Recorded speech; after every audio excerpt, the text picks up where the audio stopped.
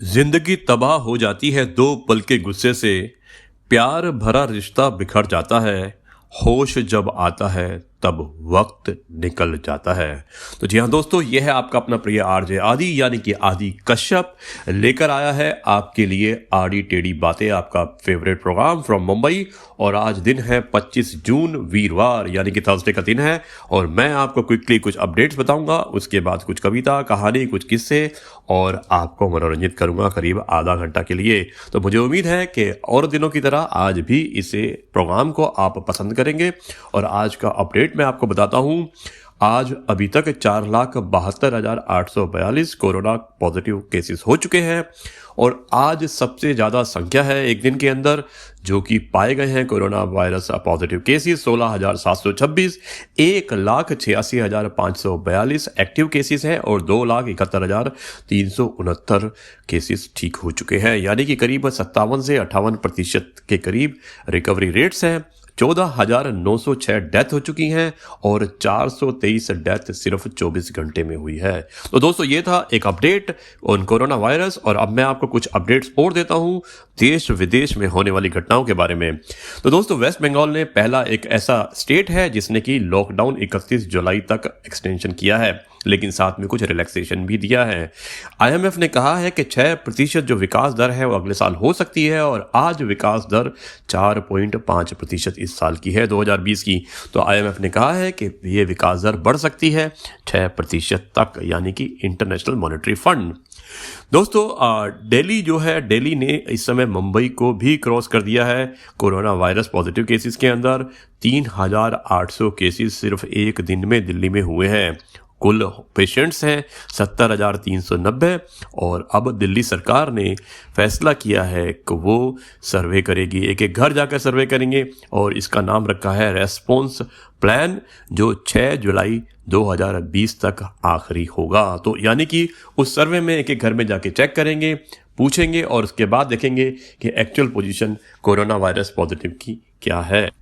दोस्तों, जैसा आपको मालूम होगा कि पतंजलि, जिसने कि एक दिन पहले घोषणा की थी कि उन्होंने नई दवाई यानी कि कोरोनियल नाम की एक दवाई बनाई थी, जिसके कहा था कि वो कोरोना वायरस में एक जो अच्छी तरह से सिद्ध हो सकती है, एक बाम की तरह सिद्ध हो सकती है। लेकिन हुआ यूं कि आयुष मिनिस्ट्री ने उस पर रोक लगा दी है, और उत्तराखंड गवर्नमेंट ने भी आज क्लैरिफिकेशन दिया है कि उन्होंने ऐसा कोई अप्रूवल नहीं दिया था, और जो अप्रूवल दिया था वो अप्रूवल था खांसी, जुकाम और इम्यूनिटी बूस्टर की दवाई बनाने के लिए। साथ में आयुष मिनिस्ट्री ने बहुत सीरियसली लिया है। उसने ये भी कहा है कि अभी कोई एडवर्टाइजमेंट नहीं करनी है, मार्केटिंग नहीं करनी है, और जो वो क्लेम करते हैं उसके बारे में अभी तक पुख्ता सबूत नहीं है।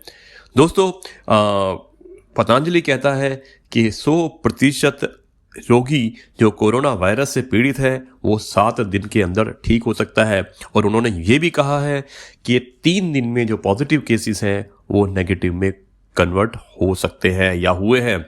स्टिल बाबा जो कह रहे हैं कि उन्होंने किसी भी तरह की कोई वायलेशन नहीं की है। उन्होंने 3 मेडिसिन की एक किट बनाई है जिसमें कंट्रोल करते हैं कफ पे, कोल्ड पे, और रेस्पिरेटरी सिस्टम अच्छा होता है और इम्यून सिस्टम बूस्ट होता है। और वो ये भी कहते हैं कि जो हमारे पेट में एसिड होता है उसे बाहर निकालते हैं या उसको ख़त्म करते हैं। उन्होंने ये भी बताया है कि ये ट्रायल्स उन्होंने ICMS जो कि उत्तराखंड में है वहाँ पर किए थे, जो कि एक प्राइवेट हॉस्पिटल है, जबकि उसके बारे में कोई भी इंफॉर्मेशन ना आयुष मंत्रालय को है और ना ही होम मिनिस्ट्री को है, जो कि एक मैंडेटरी बात होती है। उन्होंने कहा है कि हमने सारे सबूत आयुष मिनिस्ट्री को दे दिए हैं, और ट्रायल और रिसर्च जो भी हमने किए हैं वो सारी इंफॉर्मेशन दे चुके हैं। दोस्तों, एक गंभीरता का विषय है क्योंकि ये बात है हेल्थ से रिलेटेड। तो मुझे लगता है कि हमें कोई जल्दबाजी नहीं करनी चाहिए। अगर सच में हमने किसी नई दवाई का आविष्कार किया है तो हम थोड़ा रोक के और सारे अप्रूवल्स लेने के बाद ही करते। दोस्तों, मैं आपको ये भी बता देता हूँ कि जो FDA अप्रूवल्स होते हैं जो कि US से होते हैं नॉर्मली, और वहाँ पर भी किसी भी तरह की दवाइयों का जो शोध होता है उसमें कम से कम 12 महीने से लेके 18 महीने तक लगते हैं। और ये डिफरेंट फेसेस होते हैं, 5 फेसेस होते हैं जिसमें लगभग 3 क्लिनिकल ट्रायल्स होते हैं और उसके बाद ये अप्रूवल्स मिलते हैं। लेकिन अभी ये गंभीरता का विषय है कि ये जो किया है पतंजलि ने, इसके बारे में अभी आयुष मिनिस्ट्री पूरी जांच कर रही है। दोस्तों, मैं आपको ये भी बताना चाहता हूँ कि मेरे पास भी इसी तरह से 2 केसेस आए थे। 2 बहुत बड़ी एजेंसीज हैं, बहुत बड़े आयुर्वेदिक डॉक्टर्स हैं जिनका 55 साल का एक्सपीरियंस है, ट्रैक रिकॉर्ड है। उन्होंने भी कहा था कि हमने ट्रायल किया है और उसके बाद हमारी दवाई एकदम रामबाण सिद्ध हुई है। लेकिन उसके बाद भी हमने यही कहा कि हम इसका ट्रायल सरकारी एजेंसियों से कराएंगे, जो एक बहुत ज़रूरी चीज़ है, क्योंकि यहाँ पर आप सीधा किसी की हेल्थ से बात कर रहे हैं, हेल्थ से खेल रहे हैं, तो इसे हम मजाक में नहीं ले सकते हैं। तो दोस्तों, यही मैं आपको कहना चाहता हूँ कि जब भी हम किसी की जान या किसी की हेल्थ के बारे में बात करते हैं तो हमें पूरी सावधानियां बरतनी चाहिए, ना कि हमें कोई जल्दबाजी दिखानी चाहिए। इंतज़ार करते हैं कि आयुष मिनिस्ट्री क्या जवाब देती है, तब तक शायद हमें होल्ड करना पड़ेगा। दोस्तों, दूसरा बात यह भी है कि IRDA जो कि रेगुलेटर्स हैं इंश्योरेंस कंपनीज के, उन्होंने कहा है कि लाइफ, जनरल और हेल्थ में कोरोना वायरस रिलेटेड जो specific short term health insurance policies हैं वो जारी की जा सकती है, जो 3 से 11 महीने के बीच में होगी, जो कि इंडिविजुअल या ग्रुप प्रोडक्ट को दी जा सकती है। दिल्ली से एक और खबर यह है कि ITBP जो कि एक पैरामिलिट्री फोर्स है, इंडो तिब्बतन बॉर्डर पुलिस, उन्होंने करीब 10,000 बेड का एक हॉस्पिटल बनाया है। टेम्परेरी हॉस्पिटल है, ट्रांजिट हॉस्पिटल आप कह सकते हैं, कोरोना वायरस के लिए है। और कल से 2,000 बेड ऑपरेटिव भी हो जाएंगे। तो यानी कि व्यवस्था 10,000 बेड की उन लोगों ने कर ली है। दोस्तों, एक बात यह भी है दिल्ली से कि पहली बार डीजल पेट्रोल से ज़्यादा महंगा हो गया है। तो देखिए, हमेशा डीजल ही सस्ता होता था और पेट्रोल महंगा होता था, लेकिन कल डीजल से पेट्रोल जो सस्ता हुआ और डीजल उससे महंगा हो गया। दोस्तों, एक बात अच्छी ये है कि मेक इन इंडिया या लोकल इज वोकल का असर या आत्मनिर्भर भारत का असर मल्टीनेशनल कंपनीज लाइक अमेज़ॉन और फ्लिपकार्ट पर भी पड़ा है। उन्होंने भी कहा है कि हम फ्यूचर में कोई भी अगर पैकेट को डिलीवर करते हैं तो हम उसमें ज़रूर लिखेंगे कि ये किस कंट्री का मेक है। Specially they also want to support India and they also want to avoid and boycott Chinese product.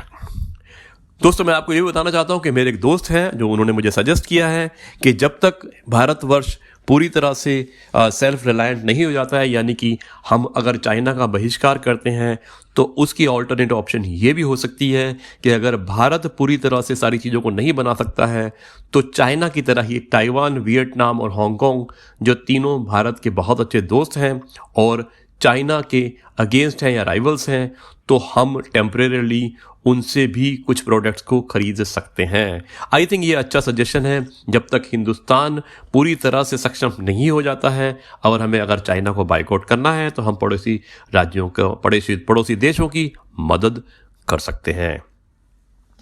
दोस्तों, रिजर्व बैंक ऑफ इंडिया ने करीब 1482 अर्बन कोऑपरेटिव बैंक और 58,000 कोऑपरेटिव बैंक्स को शेड्यूल बैंक की तरह RBI के रेगुलेशंस में, सुपरवाइजरी पावर में, उनके निगरानी में कर दिया है। तो ये एक भारत सरकार ने, कैबिनेट ने आज एक बहुत ही इम्पोर्टेंट डिसीजन लिया है। उन्होंने कोऑपरेटिव बैंक्स को भी RBI सुपरविजन के अंदर डाल दिया है, जिससे कि अब कम से कम होने वाले जो नुकसान होंगे, जो फ्रॉड्स होंगे, जो चेक्स होते हैं, उनको प्रॉपरली कंट्रोल किया जा सकता है। तो दोस्तों, ये थी खबर। अब मैं आपको बताना चाहता हूँ कि कोरोना वायरस का इम्पैक्ट स्टूडेंट्स पर क्या हुआ है। यानी कि जो स्टूडेंट्स हैं और स्पेशली जो बच्चे, जो गरीब घरों के बच्चे हैं और जो प्राइवेट स्कूल में पढ़ रहे हैं लेकिन अब आगे नहीं पढ़ सकते हैं क्योंकि इकोनॉमिकली अभी इम्पैक्ट बहुत बुरी तरह से हर परिवार पर हुआ है। लेकिन बच्चे पढ़ना चाहते हैं। तो ऐसी एक पहल हुई है पंजाब के अंदर। पंजाब की गवर्नमेंट ने अपने जो स्कूल से करीब 5500 स्कूल्स को स्मार्ट स्कूल्स में कन्वर्ट किया है। तो गौर करने की बात यह है कि ये सरकारी स्कूल थे और पंजाब सरकार ने 5500 यानी कि 5500 स्कूल्स को स्मार्ट स्कूल में कन्वर्ट किया है। और इसका ये असर हुआ है कि प्राइवेट स्कूलों में जो बच्चे पढ़ते थे उन्होंने इमीडिएटली अपने आप को शिफ्ट कर लिया है सरकारी स्कूलों में, और जिससे बेनिफिट ये है कि उन्हें फ़ीस भी ना के बराबर देनी पड़ रही है और दिन में एक वक्त का खाना भी उन्हें सरकार की तरफ से मुहैया कराया जाता है। बच्चे बहुत खुश हैं। कल मैंने टीवी में इंटरव्यू में देखा था। ये एक अच्छी पहल है, सरकार की बहुत अच्छी पहल है और मैं धन्यवाद देना चाहता हूँ पंजाब सरकार को, और साथ में भारतीय बाकी जो राज्य हैं उनकी सरकारों को भी कहना चाहता हूँ कि कुछ बच्चे जो पढ़ना चाहते हैं लेकिन आर्थिक तंगी के कारण प्राइवेट स्कूलों में नहीं पढ़ पा रहे हैं, तो वो सरकारी स्कूल को प्राइवेट स्कूल की तरह ही एट पार फैसिलिटीज़ मुहैया कराएं।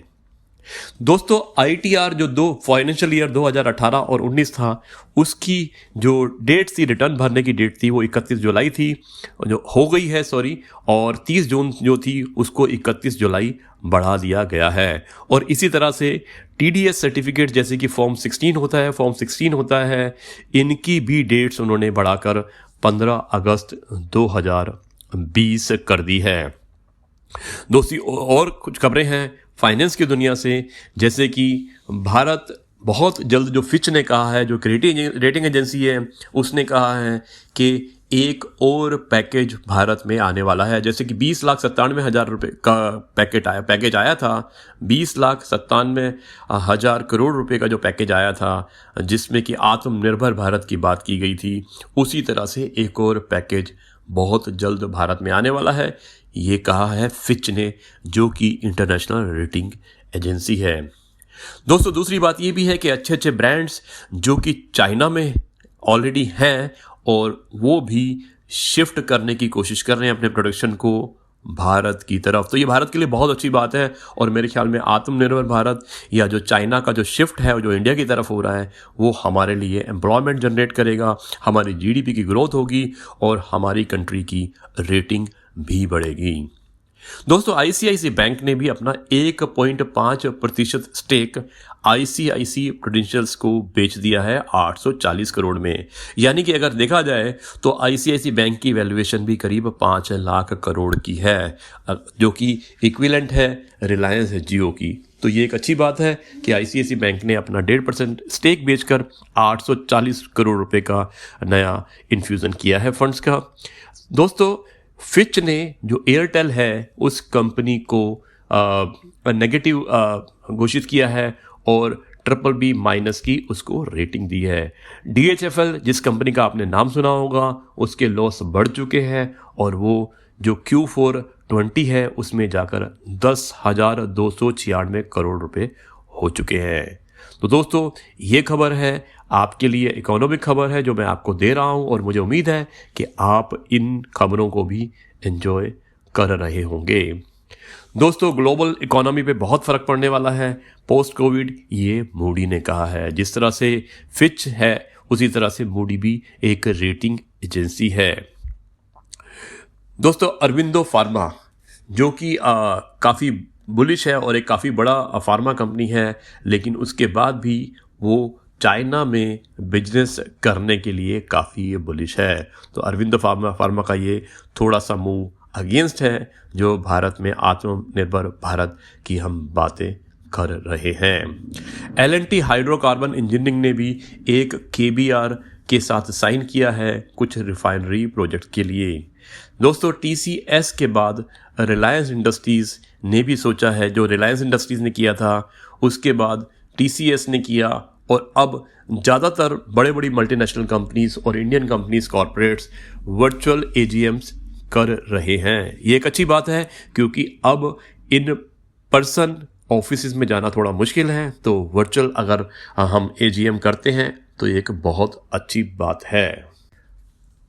दोस्तों, रिलायंस इंडस्ट्री एक पहली कंपनी है भारत की जिसने मार्केट कैप 11,43,667 करोड़ का कर दिया है। फर्स्ट इंडियन कंपनी है, ये एक बहुत प्राउड की बात है। दोस्तों, पिछले 16 दिनों में आपको पता होगा कि पेट्रोल करीब 8 रुपये 30 पैसे पर लीटर बढ़ा है और डीजल 9 रुपये 46 पैसे। तो ये एक बहुत ही गंभीरता का विषय है, शायद हमें इस पर थोड़ी रोक लगानी चाहिए। दोस्तों, उसके अलावा हम आपको ये बताना चाहते हैं कि कोविड-19 की वजह से करीब 20 लाख जॉब जा चुकी हैं बस और टैक्सी सेक्टर में, यानी कि जो ट्रांसपोर्टेशन सेक्टर है वहाँ पे करीब 20 लाख लोग अपनी नौकरी को खो चुके हैं। यह है आपका अपना प्रिय आरजे आदि यानी कि आदि कश्यप आपके लिए लेकर प्रोग्राम आया है। नाम है आड़ी टेढ़ी बातें। और दोस्तों, मैं आपको सुना रहा हूँ कुछ कहानी, कुछ किस्से, कुछ कविताएं और कुछ अपडेट्स। ज़मीर हमेशा सच्चाई से महकते रहना चाहिए, क्योंकि कागज़ के फूलों पर तितलियां नहीं बैठा करती। पा लेने की बेचैनी और खो देने का डर, बस इतना सा है जिंदगी का सफ़र। दोस्तों, मैं आपको कुछ ज्ञानवर्धक बातें बताना चाहता हूं। रात्रि 11 से 3 के दौरान अगर आपके रक्त संचरण का अधिक भाग लीवर की ओर केंद्रित होता है, जब लीवर अधिक खून प्राप्त करता है तब उसका आकार बढ़ जाता है। यह महत्वपूर्ण समय होता है जब आपका शरीर विष हरण की प्रक्रिया से गुजरता है। आपका लीवर शरीर द्वारा दिन भर में एकत्रित विषाक्त पदार्थों का निष्क्रिय करता है और खत्म भी करता है। दोस्तों, आप ध्यान दीजिएगा, यदि आप 11 बजे सो जाते हैं तो आपके पास अपने शरीर को विष मुक्त करने के लिए पूरे 4 घंटे होते हैं। यदि 12 बजे सोते हैं तो 3 घंटे होते हैं, और यदि 1 बजे सोते हैं तो 2 घंटे होते हैं, और यदि 2 बजे सोते हैं तो 1 ही घंटा आपको विषाक्त पदार्थों की सफाई के लिए मिलता है। और अगर आप 3 बजे के बाद सोते हैं रात को, तो दुर्भाग्य से आपके शरीर को विष मुक्त करने के लिए कोई समय नहीं बचता है। यदि आप इसी तरह से सोना जारी रखते हैं तो समय के साथ साथ ये विषाक्त पदार्थ आपके शरीर में जमा होने लगते हैं। क्या आप कभी देर तक जागे हैं? क्या आपने महसूस किया है कि अगले दिन आपको बहुत थकान होती है, चाहे आप कितने भी घंटे सो लें? शरीर को विष मुक्त करने का पूरा समय ना देकर आप शरीर की कई महत्वपूर्ण क्रियाओं से भी चूक जाते हैं। सुबह 3 से 5 के बीच रक्त संचरण का केंद्र आपके लंग्स होते हैं। इस समय आपको ताज़ी हवा से सांस लेना चाहिए और व्यायाम करना चाहिए। अपने शरीर में ऊर्जा भर लेनी चाहिए। किसी उद्यान में बेहतर होगा। इस समय हवा एकदम ताज़ी और लाभप्रद आयनों से भरपूर होती है। सुबह 5 से 7 के बीच रक्त संचरण का केंद्र आपकी बड़ी आंत होता है। आपको इस समय शौच करना चाहिए। अपनी बड़ी आंत से सारा अनचाहा मल बाहर कर देना चाहिए। अपने शरीर को दिन भर ग्रहण किए जाने वाले पोषक तत्वों के लिए तैयार करना चाहिए। दोस्तों, सुबह 7 से 9 बजे के बीच रक्त संचरण का केंद्र आपका पेट या आमाशय होता है। इस समय आपको नाश्ता करना चाहिए। यह दिन का सबसे जरूरी आहार होता है। ध्यान रखें कि इसमें सारे आवश्यक पोषक तत्व होते हैं, सारे पोषक तत्व होते हैं। सुबह नाश्ता ना करना भविष्य में कई स्वास्थ्य संबंधी समस्याओं का कारण बन सकता है। तो आपके पास अपने पूरे दिन को शुरुआत करने का आदर्श तरीका आ गया है। अब अपने शरीर की प्राकृतिक जैविक घड़ी का अनुसरण करते हुए अपनी प्राकृतिक दिनचर्या का पालन करें। दोस्तों, स्वस्थ रहें, व्यस्त रहें और मस्त रहें। हमेशा चलते रहना पथ पर, चलते रहने से चलने में माहिर बन जाओगे। हमेशा चलते रहना पथ पर, चलते रहने से चलने में माहिर बन जाओगे। या तो मंजिल मिलेगी या अच्छे मुसाफिर बन जाओगे। राह संघर्ष को जो चलता है, राह संघर्ष को जो चलता है वो ही संसार को बदलता है। जिसने रातों से जंग जीती, सूर्य बनकर वही निकलता है, सूर्य बनकर वही निकलता है। बोलने से पहले सोचना जरूरी है, क्योंकि बोले गए शब्द केवल माफ किए जा सकते हैं, लेकिन भुलाए नहीं जा सकते। तो जी हाँ दोस्तों, यह है आपका अपना प्रिय आरजे आदि कश्यप और आपके लिए लेकर आया है एक एकदम नया प्रोग्राम जिसका नाम है आड़ी टेढ़ी बातें मुंबई से। और मैं आपको सुना रहा हूँ तरह तरह की बातें। मैं चलता गया रास्ते मिल गए, मैं चलता गया रास्ते मिल गए, राह के कांटे फूल बनकर खिलते गए। ये जादू नहीं आशीर्वाद है मेरे अपनों का, वरना उसी राह पर लाखों फिसलते गए, वरना उसी राह पर लाखों फिसलते गए। जब तक जिंदगी पटरी पर चलती है, जब तक जिंदगी पटरी पर चलती है, तब सोचते हैं कि हम कुशल चालक हैं, लेकिन जब पटरी से उतरती है तो सच सामने आता है कि जिंदगी कोई और ही चला रहा है। इसलिए ईश्वर को मत भूलिए, ईश्वर के साथ पूजा कीजिए, ईश्वर को हमेशा याद कीजिए। रेत पर नाम कभी नहीं लिखते, रेत पर नाम कभी नहीं टिकते, रेत पर नाम कभी लिखते नहीं, रेत पर नाम कभी टिकते नहीं। लोग कहते हैं कि हम पत्थर दिल हैं, लेकिन पत्थरों पर लिखे नाम कभी मिटते नहीं। वक्त की धारा में अच्छे अच्छों को मजबूर होता देखा है, वक्त की धारा में अच्छे अच्छों को मजबूर होता देखा है। कर सको तो किसी को खुश करो, दुख देते हुए तो हजारों को देखा है, दुख देते हुए तो हजारों को देखा। जीवन में जख्म बड़े नहीं होते, उनको भरने वाले बड़े होते हैं। उसी तरह जीवन में रिश्ते बड़े नहीं होते, उन रिश्तों को निभाने वाले बड़े होते हैं। दोस्तों, यदि आपको कोई याद नहीं कर पाता तो आप कर लीजिए, रिश्ते निभाते वक्त मुकाबला नहीं किया जाता। यूं हैरान होकर हाल ना पूछ हमारा, यूं हैरान होकर हाल ना पूछ हमारा, हम खैरियत बता के कमाल कर देंगे। तो दोस्तों, यह है आपका अपना प्रिय आरजे आदि और लेकर आया है आड़ी टेढ़ी बातें फ्रॉम मुंबई। और अब मैं आपको कुछ गालिब के बारे में, यानी कि मिर्ज़ा गालिब के बारे में बताना चाहता हूँ। इंसान घर बनाता है, इंसान घर बदलता है, लिबास बदलता है, रिश्ते बदलता है। इंसान घर बदलता है, लिबास बदलता है, रिश्ते बदलता है, दोस्त बदलता है, फिर भी परेशान क्यों रहता है? क्योंकि वो खुद को नहीं बदलता है। इसीलिए तो मिर्ज़ा गालिब ने कहा है, उम्र भर गालिब यही भूल करता रहा, उम्र भर गालिब यही भूल करता रहा, धूल चेहरे पे थी और आईना साफ करता रहा। फर्क होता है खुदा और फकीर में, फर्क होता है खुदा और फकीर में, फर्क होता है किस्मत और लकीर में। अगर कुछ चाहो और ना मिले तो समझ लेना कि कुछ और अच्छा लिखा है तकदीर में, कुछ और अच्छा लिखा है तकदीर में। हर पल में प्यार है, हर पल में प्यार है, हर लम्हे में खुशी। खो दो तो यादें हैं, जी लो तो जिंदगी।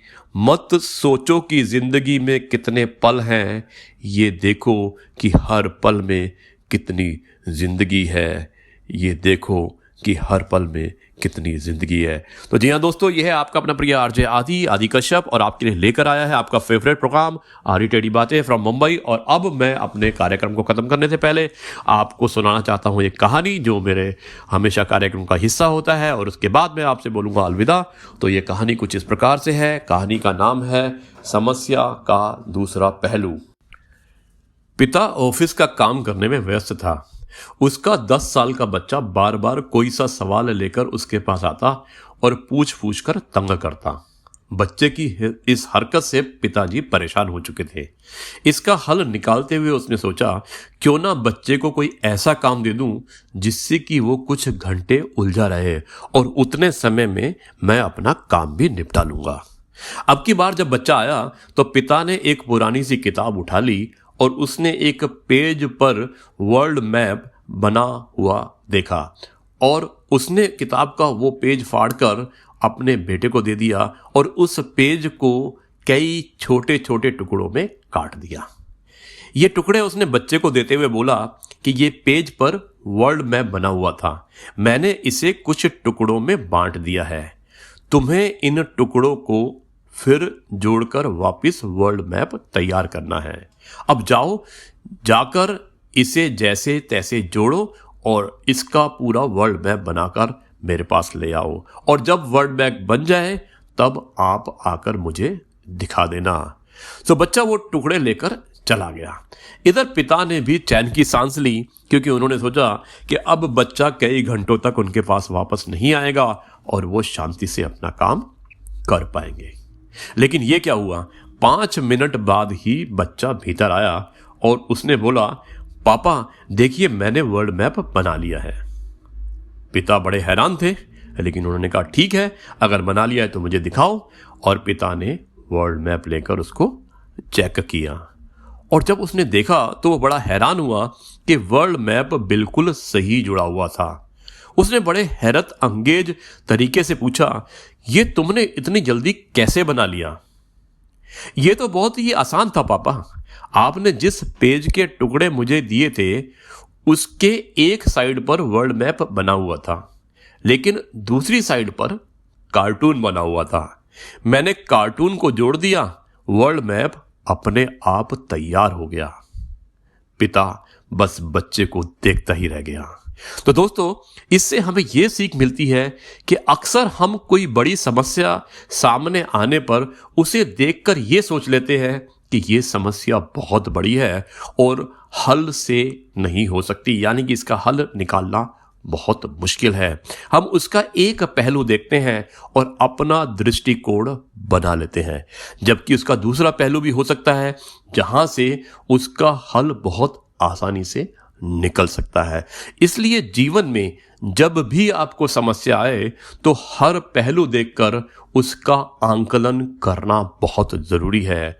कोई ना कोई आसान हल जरूर मिल जाएगा, जैसे इस बच्चे को मिला था। तो दोस्तों, अंत में बर्तन खाली हो तो ये मत समझो कि मांगने चला आया है। बर्तन खाली हो तो ये मत समझो कि मांगने चला है, हो सकता है सब कुछ बांट के आया हो। तो दोस्तों, यह है आपका अपना प्रिय आरजे आदि कश्यप फ्रॉम आडी टेढ़ी बातें मुंबई से। और अब आज की सभा यहीं पर समाप्त करता है और समाप्त करने की आज्ञा यानी कि अनुमति चाहता है, और कल फिर आपसे रूबरू मुलाकात होगी एक नई अपडेट के साथ, नई कविता के साथ और एक नई कहानी के साथ। तब तक के लिए लेता है आपसे अलविदा। नमस्कार, जय हिंद और जय भारत।